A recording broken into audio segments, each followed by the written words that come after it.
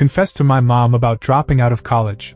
But instead of being angry, she calmly told me she already knew because my professor was her high school friend and had been secretly updating her on my grades for the entire year. I was across from her at the kitchen table, my coffee cooling in my hands, trying to find the proper words that wouldn't make me sound like the total failure that I was feeling. She was scrolling through her phone, half watching the morning news on TV, and I couldn't help but stare at the little steam that was still coming off of her cup. I'd rehearsed the sentence in my head 100 times. Mom, I don't go to school anymore. It was too blunt. I dropped out. Too dramatic. Things didn't work out at college. Too vague. But the truth was sitting in my chest like a rock, and it wasn't getting any lighter by waiting. So I just blurted, "I'm not going back next semester." My voice cracked halfway through it, which made me wince. She looked up, not with shock, not with the frown I'd imagined, but with this almost soft curiosity, like she'd been waiting for me to say something. "Okay," she said, setting her phone down slowly, and for a second I thought maybe she hadn't processed it yet, like the words hadn't caught up.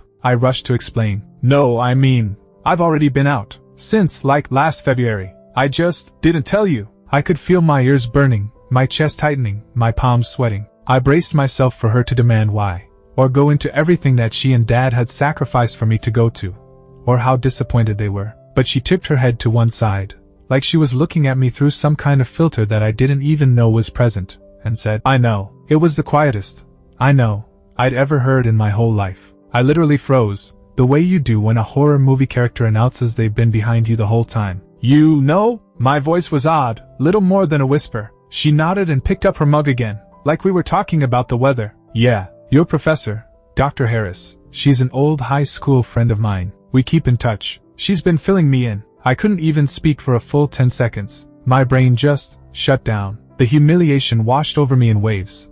This sickening mix of anger and relief and embarrassment all rolled up together. "So, wait, you've known all this time? Like for months?" She nodded again, not defensive, just matter of fact. "Since your midterms last fall." I laughed, but not in a funny way, more like when you're too stunned to do anything else. "You've been acting all along like you didn't know?" She shrugged. "I wasn't acting. I just assumed you'd tell me when you were ready." I gazed at her, searching for the hidden anger, the lecture, the guilt trip, anything that would be in line with what I'd been bracing myself for. But there was nothing. This odd steady tranquility, as if she were watching a storm go by from behind a window. I wasn't sure if I should thank her or strangle her. "So you just let me lie? Every time I said I had class? Every time I talked about my assignments?" My voice cracked on that last word, because suddenly I remembered all those little lies I had told to cover my tracks. All those mornings I'd lied to her to get out the door and onto campus when really I was going to sit in my car in the library parking lot just so she wouldn't be suspicious. She took a sip of her coffee before she answered. "Yeah, because I figured there must be a reason you weren't speaking, and pushing you wasn't going to help. And the thing is, half of me hated that. Hated that she'd been this patient, that she hadn't blown up, or gotten angry enough to at least equal the guilt I'd been carrying around. I wanted her to question me at the top of her lungs so that I could respond in kind, make it a fight instead of this strange silence in which I alone was losing my composure. "Why didn't you say anything? Why didn't you just ask me?" I spoke it more bitterly than I meant to, but she didn't flinch. "Because I know you,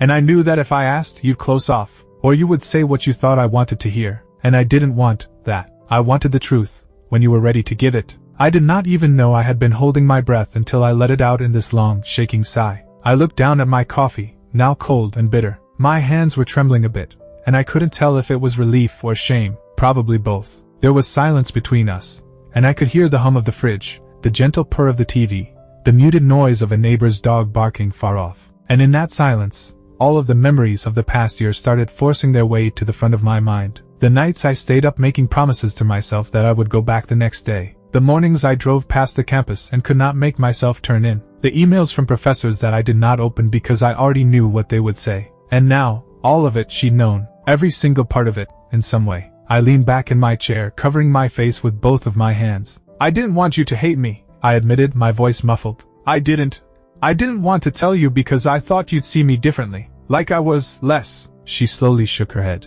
"I don't see you differently. I see you struggling. It's not the same thing." And that hit harder than any lecture would've. I had a twist in my chest, not a bad one, just one that made my throat ache. The rest of the coffee was left untouched. I sat there, uncertain what to do with this truth bomb she'd lobbed. Part of me needed to keep discussing, to describe everything, to spill out the entire nasty mess of the previous year. But another part of me felt like I should be crawling back into my bedroom and hiding under a blanket. Because now that she knew I knew she knew, there wasn't anything to hide behind anymore. She didn't try to get me to keep talking. She just stood up, rinsed her mug in the sink, and put it upside down on the drying rack like any other morning. And for a second I just sat there and wondered if that was her subtle way of ending the conversation.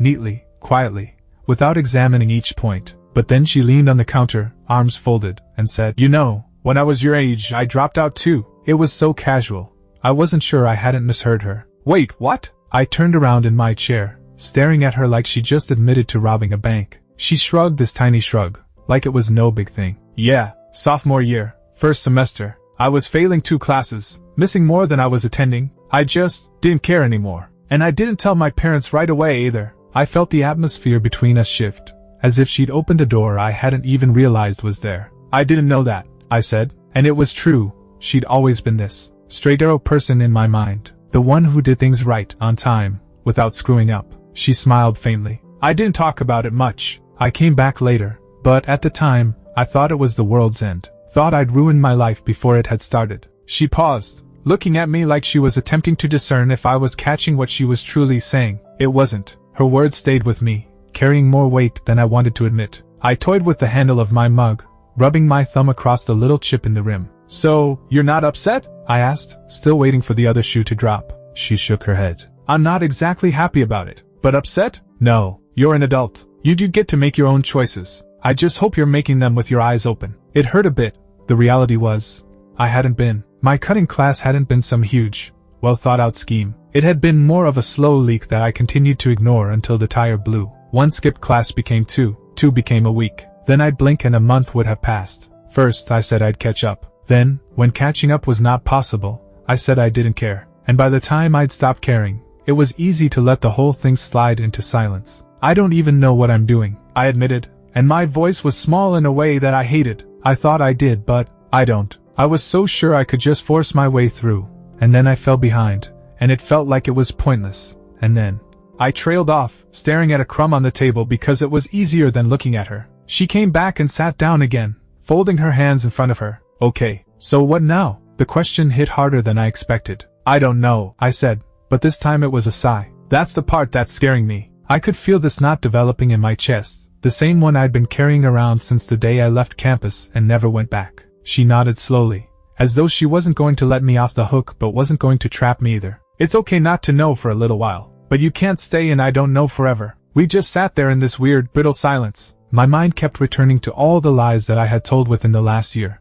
How I had pretended to work on group projects, or how I had studied in coffee shops for hours when really I was just scrolling through my phone, not thinking about how I had quit without quitting. And now I was face to face with the person I'd been hiding from the most. And she wasn't screaming. She wasn't crying. She wasn't even disappointed in the way I'd braced myself for. She was steady, unshaken. "Did Dr. Harris tell you everything?" I asked after a while. My voice was guarded, as though I was afraid of the answer. Mom tilted her head. "She told you that I stopped attending class, that I didn't go to my midterm, that my grades were slipping. She never told you why though. Said it wasn't her position to." I exhaled slowly, not having realized I was holding my breath. "She's probably right. I don't even know why specifically. It's not like anything happened. It's just a million little things piling up until I couldn't see over them anymore." Mom's eyes softened. "Sometimes it's like that. It's not a big bang, it's a soft slide. And by the time you notice, you're already on the bottom." I nodded because she was right.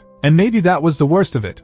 How quietly I'd let it get away without even a fight. She laid her hand over mine on the table, and I was surprised at how much that small touch steadied me. "I'm glad you told me," she said. "Even if I already knew, it matters that you said it." And that, somehow, meant more than I expected. Since it wasn't just a matter of her knowing, it was me saying it out loud, not keeping it hidden any longer. The clock on the wall was ticking towards 10, and sunlight was cutting through the blinds in those sharp, striped shadows that made everything seem like it was a scene from a film. I sat there thinking about all the mornings I could have said this, and all the afternoons I'd argued myself out of it. And now that it was out in the open, I didn't feel free exactly, but I felt lighter, like the weight had shifted just enough for me to breathe again. Still, a part of me kept circling around the fact that she'd known for so long. "Were you ever going to tell me you knew?" I said. She weakly smiled. "Maybe. If I didn't think you were never going to tell me yourself." I thought about that for a while, trying to determine if I was angry or grateful or both. And maybe it didn't make a difference. What did make a difference was that the lie was finished.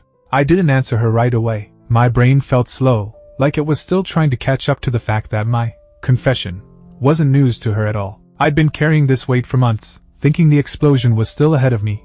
But it turned out the match had been lit a long time ago, and just never touched the fuse. Mom observed me, not judgmentally, as much as she was giving me space to give the truth room to settle in from every angle. I stroked the side of my neck, gazing at a knot in the wooden table. "So, now what? Tell me," I said, and for the first time in some time, I felt like I was asking for help instead of pretending to have an idea what was happening. She tilted her head. "What do you want to have happen now?" The wording made it clear that she wasn't going to offer me a step-by-step plan. That always bothered me as a kid, her insistence on letting me work things out on my own instead of telling me, although now I sort of could see why she had done it. I shrugged, staring down at my coffee cup as if it might suddenly jumpstart some thought. "I don't even know where to start. I can't just go back. Later, I guess." The thought of walking back out onto that campus made my stomach twist. The smell of the lecture halls, the sound of everyone shuffling in with their laptops. It was all like a reminder of just how far behind I'd gotten. Mom nodded as if she understood. "Okay, you don't go back now.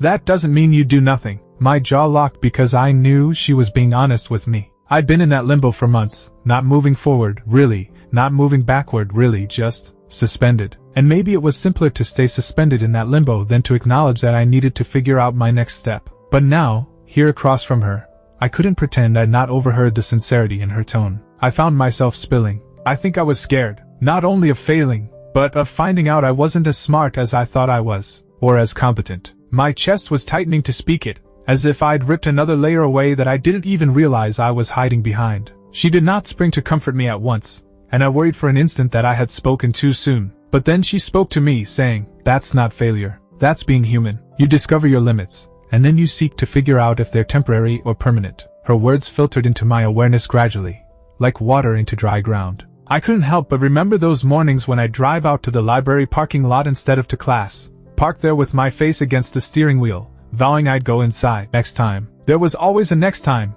until there wasn't. I hated recalling that version of me, but now I couldn't help but wonder if she'd been a lesser coward than I'd thought. Maybe she'd just been overwhelmed, and no one had noticed. Or maybe she'd been waiting for me to notice. Mom rocked unsteadily in her chair and said, "What is the piece you regret the most? Dropping out of school, or not telling me sooner?" The question caught me off guard. I flapped my mouth open, then closed it again. "I think, not telling you, because the more I had lied, the more difficult it was to admit, and the longer I had waited, the more I had inflated it in my head. Speaking it out loud made me realize how much effort I had put into keeping the lie. It exhausted me, and it hadn't even shielded me from anything." She regarded me sort of proudly. "That's something to become aware of," she said. "Now it means you're not just thinking about what occurred, you're thinking about why it matters." I didn't know how to respond to that, so nodded instead. The house was quiet, except for the sound of the clock ticking and a distant wind shivering the blinds. My phone buzzed in my pocket, and for a moment considered checking it, but did not want to break the spell. Mom settled back, her arms draped loose over her chest. "You know, Dr. Harris said something to me about you." My stomach fell a little. "What?" She smiled a little, like she was thinking whether or not to tell me. "She said you're one of the smartest kids she's had in a while. That you just disappeared." She couldn't understand why. That hurt me more than I expected. Smartest. The name felt odd now, as if it was the name of some other me that I couldn't quite get back to. I swallowed. "She really said that?" Mom nodded. "She was nervous. Not about your grades, but about you." I didn't know what to do with that information. Part of me wanted to believe it, to hold on to it as proof I hadn't lost myself completely, but part of me felt undeserving of it, like it was something that some other me I used to be had, not the me I was now. "I don't feel bright," I admitted quietly. "I feel dim, like I burned out." Mom wrapped hands around an empty cup as if it made her feel like she was accomplishing something. "Then maybe it's time to find out what makes you light up again." We let that thought simmer for a moment. I just kept thinking about how different this conversation was than I'd had in my head. I'd pictured her being upset, frustrated, maybe crying. I'd pictured myself being on the defensive, explaining everything. Instead, here we were talking as two people who both knew what it felt like to fall apart, and didn't really feel like putting in the effort to pretend otherwise. She stood up after a bit, and started making another pot of coffee. "We don't need to figure it all out today," she said from behind her, "but you can't keep hiding. Deal?" I nodded before I realized I was doing it. Deal. And for the first time in months, the word didn't taste like a lie. The just brewed pot of coffee perfumed the kitchen with that rich, bitter smell that always brought me back to early morning before school, when she'd be up hours before the sun rose, sipping from the same mug she still used now. I watched her walk the kitchen slowly, quietly, as if we weren't talking about the thing that had bugged me for the last year. When she placed a fresh cup in front of me, she didn't sit down at once. She leaned back against the counter, staring into space. "You know," she whispered, "there was something I didn't say to you when I quit." I gazed up at her, expecting something. She sipped before she went on. "I thought my parents would never forgive me, but when I finally told them, my dad just said, 'You can stop running now.' And I didn't understand until years later just how much that meant. He wasn't speaking of school. He was talking about me." The words curled around me like a shawl. "You can stop running now." I thought about all the running I had been doing in the past year. Running from emails, from conversation, from my own face sometimes. And the running hadn't kept anything away. It had just made me tired and scared. I wrapped my hands around the mug, feeling warmth move into my palms. "Do you think I've been running?" I said. She didn't reply right away, just smiled at me, this little knowing smile. "I think you've been hiding, and sometimes hiding is like running." I let that linger for a moment. There was no defensiveness remaining in me, no need to argue, just a slow growing awareness that she was right. "I don't want to hide any longer," I said to her, and it sounded almost like a question, like I was seeking permission or something. She nodded. "Good, then you don't have to." That was it. And maybe it really was that easy, even if it didn't feel like it at the time. We sat for a little while, sipping together in silence. The kitchen felt warmer or something, like the air itself had unwound. My brain drifted to all the things I'd been too terrified to even think about. Taking time off and actually getting a job somewhere. Maybe even offering a community class in something I really was interested in.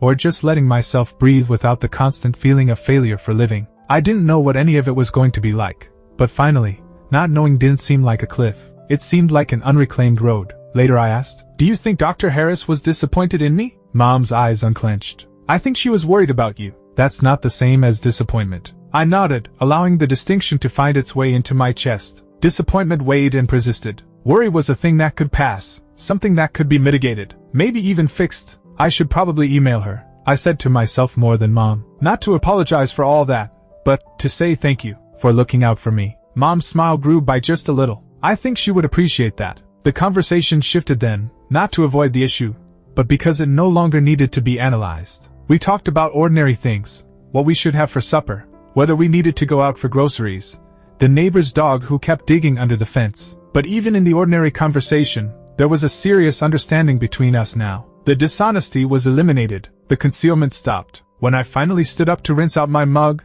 I saw her looking at me with this expression I couldn't even name, something in between pride and relief. "What?" I asked, feeling a bit self-conscious. She shook her head, smiling faintly. "Nothing. Just, you look lighter." I didn't know if I did, but I felt it. Not weightless. There was still so much to go, but light enough to be able to take a step without thinking I'd collapse under it. I stored the mug away to dry alongside hers, the two of us together, our palms still warm inside them. When I moved towards the hall, she called out after me. "Hey," I halted. "Yeah?" She did not hesitate for long before saying, "I'm proud of you, you know. Not for quitting, don't get me wrong, but for sitting down and telling me." I attempted to swallow once more, and I could only nod. "Thanks, Mom." I was sitting on the edge of my bed in my room, gazing out at the sunlight spilling across the floor. It felt strange, thinking about how this day had started, with me bracing for a storm, and how it had ended with something that felt more like a clearing sky. Undefined, I thought about Dr. Harris, about the emails I'd ignored, about the way she'd reached out to my mom instead of just writing me off. I thought about Mom keeping it from me all those years, waiting for me to come to her in my own time. Undefined, and I thought about myself. How hard I'd worked at pretending, when maybe I could have started healing sooner if only I'd trusted her. Undefined, I turned over and shut my eyes, hearing her voice in my head. "You can't stay and I don't know forever." Undefined, she was right. I didn't know it all yet, but maybe I didn't need to tonight. Tonight, it was enough that I'd stopped hiding, enough that I'd opened the door to her. For the first time in a long time, I didn't feel like I was fleeing.